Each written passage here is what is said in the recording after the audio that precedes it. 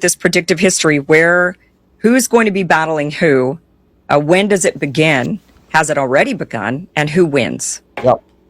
Yeah, no, I would say we've been in World War III ever since 2022 when Russia invaded Ukraine, because that was a proxy war really between the United States and Russia, right? Because even though it was Ukrainians who were fighting on the battlefield, it was NATO intelligence, NATO targeting, NATO special forces, NATO financing, NATO weaponry. It was everything that NATO had except its ground forces. So I would say we've been at war ever since 2022, but definitely this year things will ramp up, and the conflict will go global. Okay, so let's look at certain key hotspots, right? So Ukraine will continue to be one of the major flashpoints of the world, because the Europeans will not give up Project Ukraine. They cannot afford to give up Project Ukraine because it'll go bankrupt otherwise. So you'll have European volunteers, European special forces going into Ukraine to show up their front lines, because it seems as though the Ukraine front lines will collapse at any moment. Okay, and they will continue to antagonize Russia and Putin. You know, there was this silly attack against Putin's residence, trying to assassinate him a few weeks ago, which really angered Putin. And Putin basically said, forget this, no more negotiations. You guys are hopeless. This is all hopeless. Let's just finish this on the battlefield, okay? So I think Russia has basically decided that, no, we can only decide this on the battlefield. So this war in Ukraine will continue to escalate. The Europeans will move towards conscription, forced conscription, especially Germany. So you will see the remilitarization of Germany, which will antagonize the other European nations. Trump will continue to piss off the Europeans. Trump will continue to side with the Russians against the Europeans, because Trump, in his heart, really, really hates the Europeans. So that's the European-Russia front, okay? In the Americas, Trump will continue to exert... Shalom. First and foremost, I want to give all praises and glory and honor that's due to Yahweh, Ba'ashem Yahweh Shai, Ba'ashem Rakakwadash. Double honors to the apostles and elders of Great Millstone. Peace and blessings and salutations to the whole elect. Noah's in the gospel bride, lifting up the standard of Yahweh, Ba'ashem Yahweh Shai, wherever it may be. This is another lesson through the Spirit. It says World War III starts now. This is by Kim Iverson. Going into this conflict with Venezuela, Cuba, Colombia, China, Iran, Russia. You know, the key players in this third world war being America, Russia, and China, and Iran, you know, is a backer of these as Russia is a backer of these smaller nations like Iran, Libya, Egypt, you know, these smaller nations. Things are getting ready to hit the fan. Things are popping off the charts. As we're seeing these protesters in Iran pretty much get out of hand because of a tyrannical government. But if you look in the West, you know, you have protesters from ICE, which, you know, I speculated through the Spirit that those ICE agents are actually, I wouldn't even say foreign troops, but they could be foreign troops. Okay, I don't think those are really Border Patrol agents snatching up and gunning down U.S. citizens. That can be the ground force to bring in all hell once this shit collapses, man, because they already getting the green light to open up on you Americans. You know, so I wasn't buying it that there was ICE, because why they're covering their faces? You know, remember they walked millions of people through the border a couple of years ago and beyond then. And I always mentioned that it could be foreign troops disguised as American troops, wearing the gear. You know, they're flagged, but yet these are foreign troops, because what is going to look like if you see somebody with the with black fatigues hopping out of Black Hawk helicopters and raiding your cities and your neighborhoods? You know, that's a whole different war, you know, but it will get to that.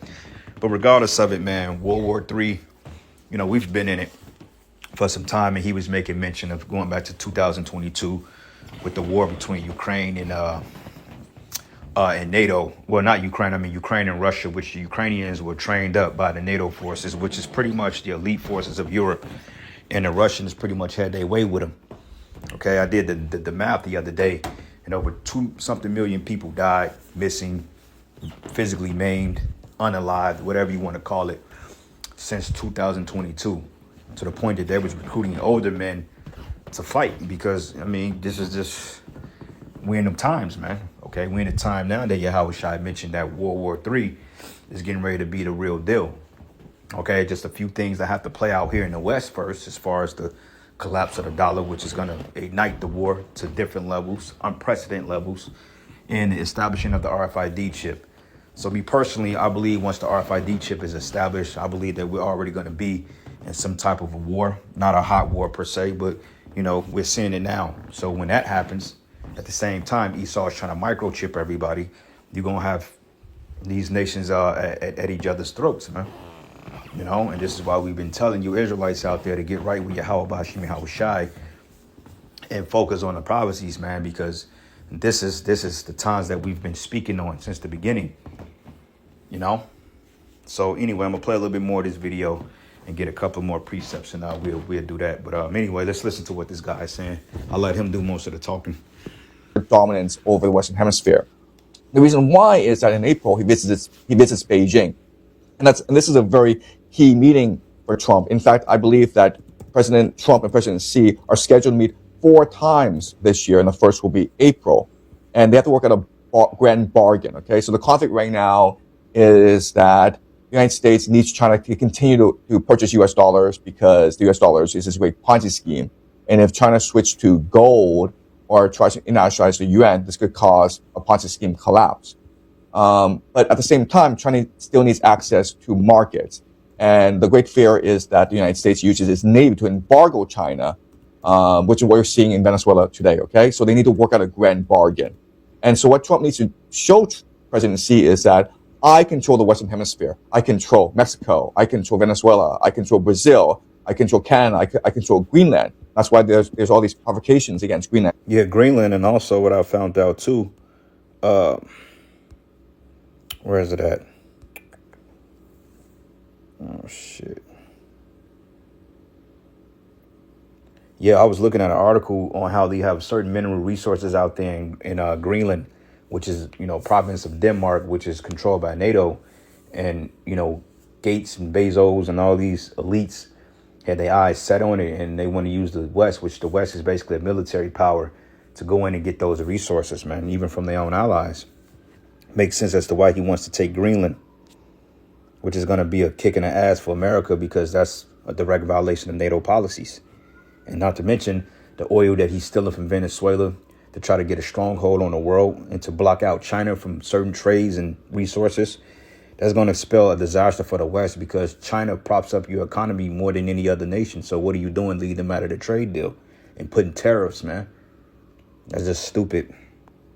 Scripture says any wise man have the wise men of Teman or the wise men of Esau. Esau is not moving wise, man, because he's in desperate mode. And at this time, and eventually you have provocations against Canada as well. Because the reason why is that China relies on the Western Hemisphere for access to silver, lithium, and copper, as well as other rare earth minerals, which fuels China's AI growth, its EV industry, its batteries, its solar panels. So its entire high-tech industry relies on these commodities from the Western Hemisphere. So if Trump decides to choke off China, then China's high-tech industry would suffer a great deal. And so I think eventually China and the United States will come to a grand bargain where, and so for example, look at Venezuela, where Trump has said that American companies will go and modernize the Venezuela oil industry.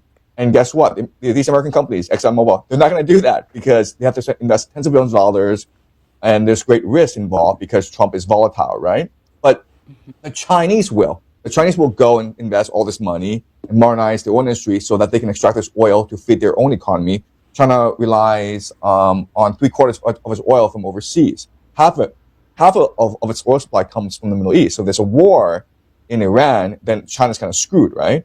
So I think the grand bargain will be reached between China and the United States. The problem, though, is Japan, because as China becomes closer to the United States, Japan fears the rise of China, right? And the great issue is Taiwan.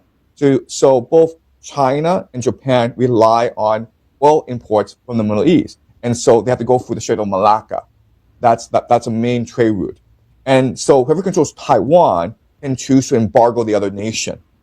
So, the Japanese Prime Minister Takahashi has said that Taiwan is of vital strategic interest to Japan, and she's correct. But that caused a huge political furor in China. And that's why China was trying to send troops to Taiwan, man. which America tried to stop that. And it's so funny because Taiwan and China are the same people, but America set a division among them, man. So now Taiwan is basically allied with America, which is the Chinese people, which is division.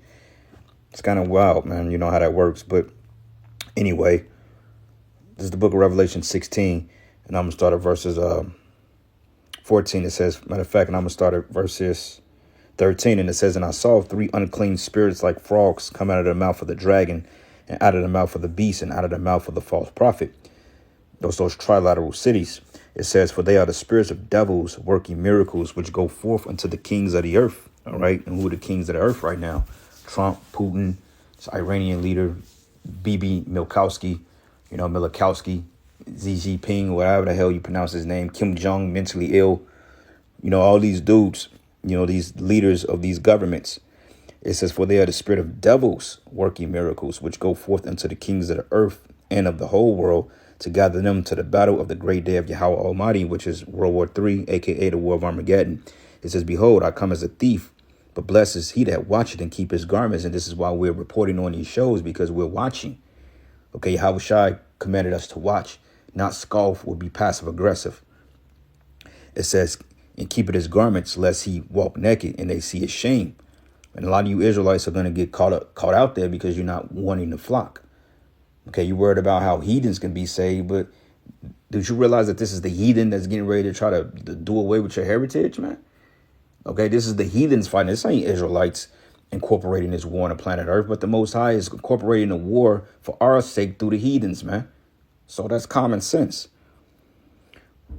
And it says, and he gathered them together into a place in the Hebrew tongue called Armageddon, which means mountain of troops. And the 7 angels sounded and poured out his vial into the air. And there came a great voice out of the temple of heaven from the throne saying, it is done. Okay.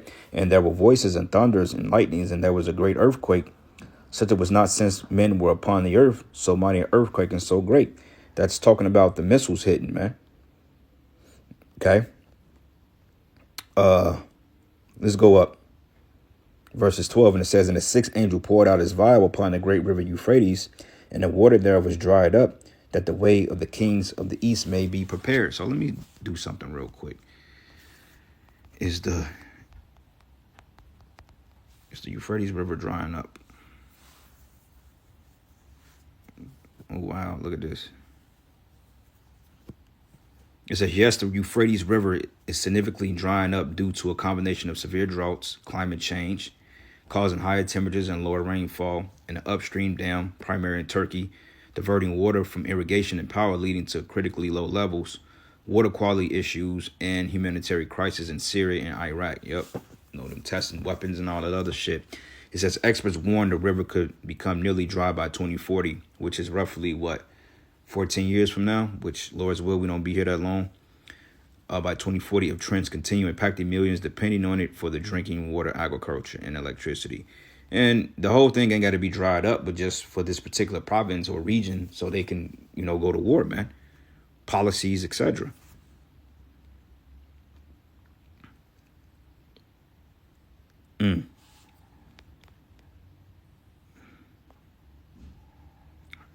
Peep this. The Euphrates. Revelation 16 and 12. This is prophetic.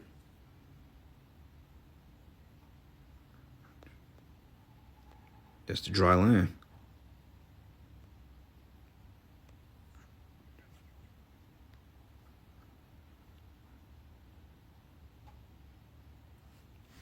That's prophecy.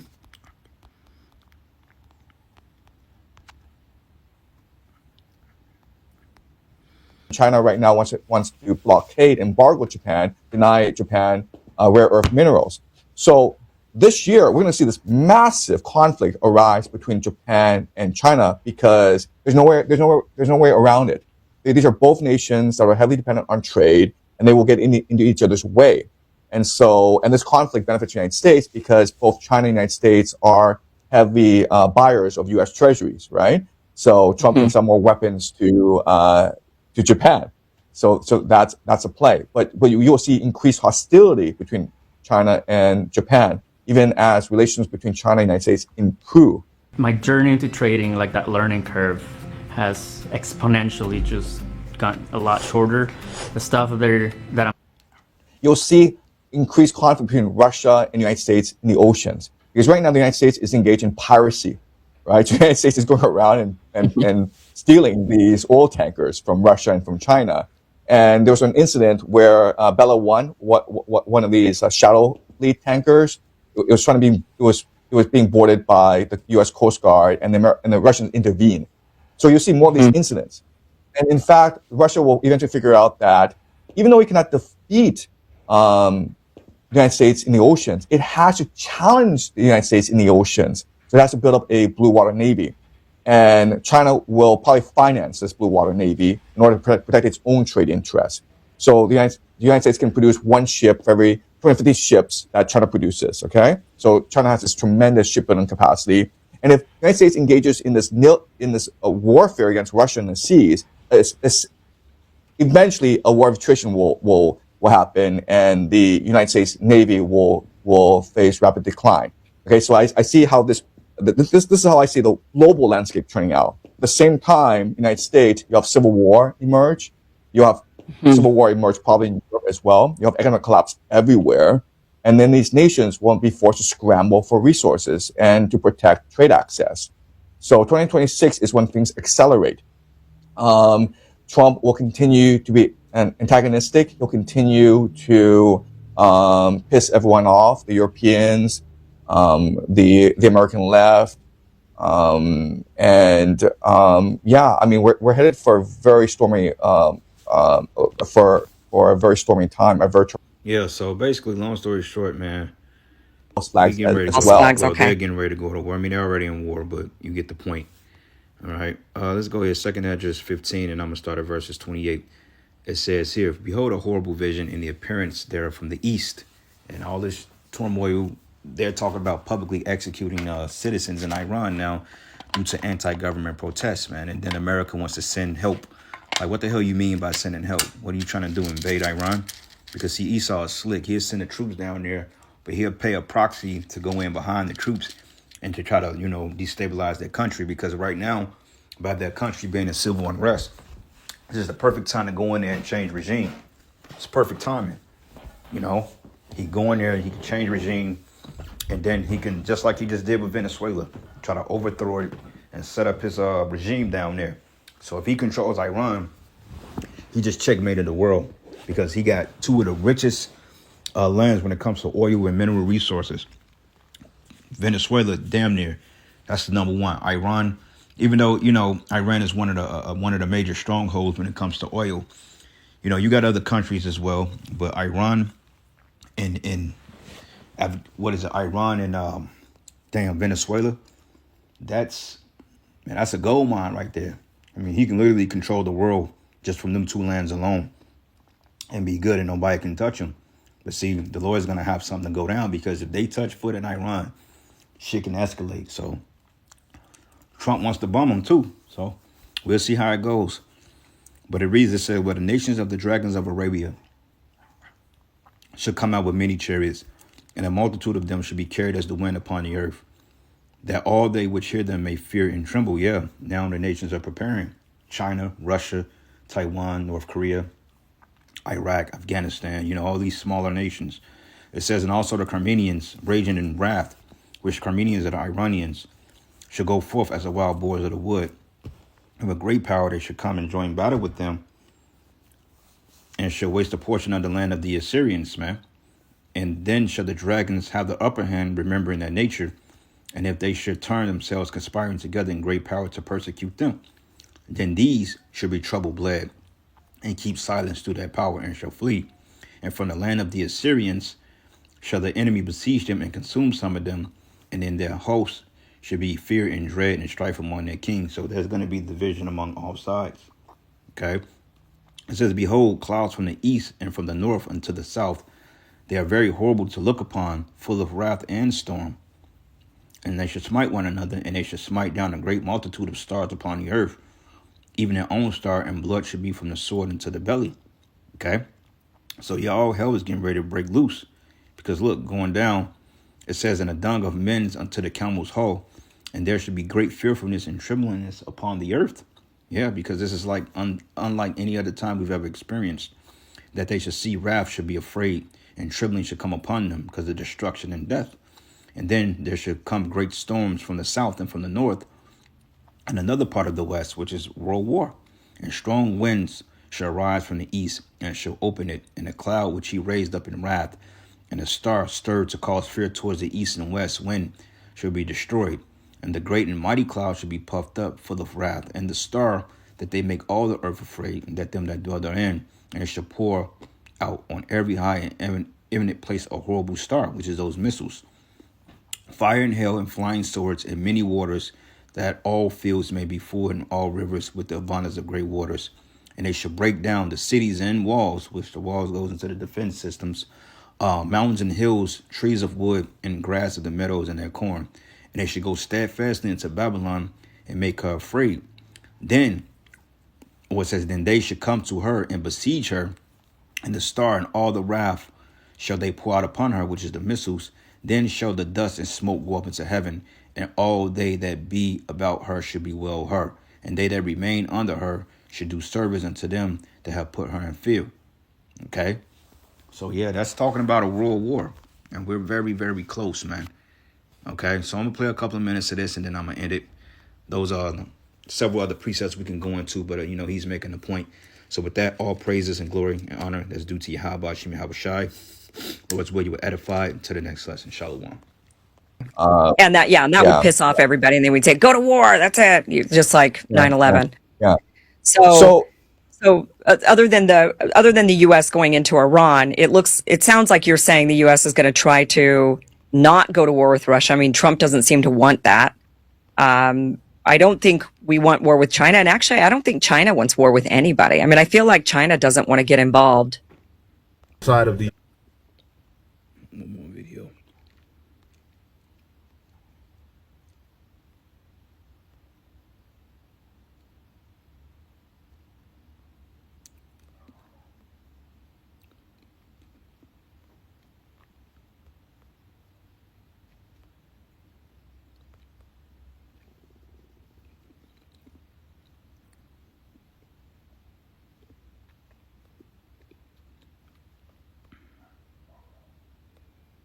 This one video I was looking for that Apostle Tahar did. Damn. It's like I was just looking at it. What the hell happened to it?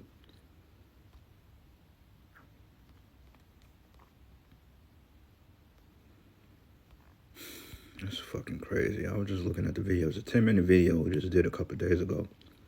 Now what the hell is it?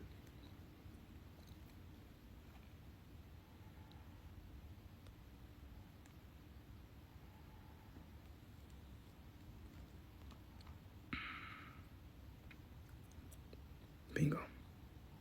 And at that time in the 1960s, our Navy was unchallenged. We could drive right to the coast of Vietnam and not be scratched. Aircraft carriers would park right off in North Vietnam, doing airstrikes all day long. We know now that's completely gone out the window. The Houthis, with drones and truck-launched small missiles, were able to drive our Navy out of the Red Sea. They drove us out of the Red Sea because the modern math doesn't work for our type of warfare. They'd fire a $100,000 missile, or a couple of them, at a ship, and we would have to spend $5 or $10 million worth of extremely high-tech surface defense missiles to try to stop these $100,000 drones. And our destroyers don't carry an unlimited number of these. A couple dozen and they're out. They have to leave the area, return to a port that's not nearby, because they can't be launched at sea. They can or reloaded at sea. They can only be reloaded dockside. So the math just doesn't work for American power projection the way that it used to. So if we get sucked into quote unquote rescuing Iranians, what does that mean? We're gonna drop Delta Force and SEALs into Tehran because we think that some people have been mistreated? Well, clearly that's just a cover to hit all their missile sites, was what Trump said last week. But let's pull back this false flag. We just had Israel. He said rescue. I saw that. Rescue them. Yeah, this guy Jones is, what do you call it? Control opposition. He's trying to. That's why he's trying to stop this guy from speaking. I think it means by liberating the country. But One? point taken. I want you to go there next. But separately, we were saying it's so important. We think that some people have been mistreated. Well, clearly that's just does the cover to anybody hit all their remember? missile sites, was what Trump said last week. But let's pull back your false but he flag. said, We just had but he Israel. said rescue. I saw We'd that. rescue them. Yeah, this guy Jones is, what do you call it? Control opposition. He's trying to. That's why he's trying to stop this guy from speaking. I think it means by liberating the country. Desert One? Point taken. I want you to go there next. But separately, we were saying it's so important.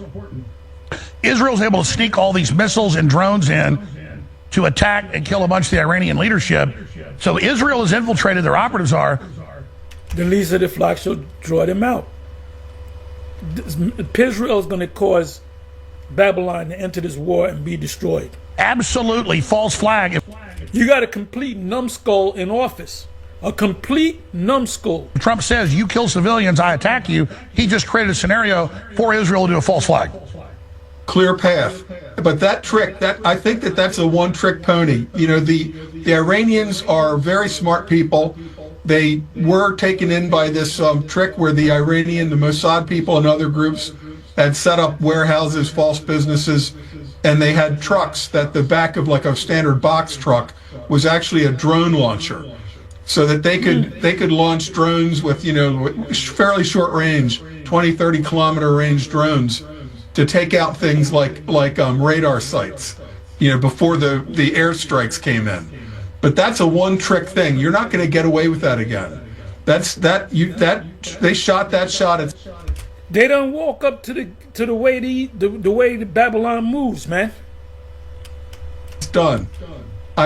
They understand covert activity. They understand how it works. They understand that all wars are based upon deception, false flags. Iran has enough missiles to level Tel Aviv if they want. At the end of that war, when we fired at them at their nuke sites, they fired like a dozen missiles at our base in Qatar, a huge base we have in Qatar. They did a demonstration missile strike, which was not covered very much. There's this radar site in Qatar, American radar site. It looks like a white geodesic dome, like a giant golf ball on the outside, and inside is this huge dish, like a 25-meter diameter rotating dish that can see things way to the horizon and over. They put the golf ball into the hole, like a hole-in-one. So it wasn't just, they fired some random shots into the desert to show that, we're like even now. They hit that key radar site.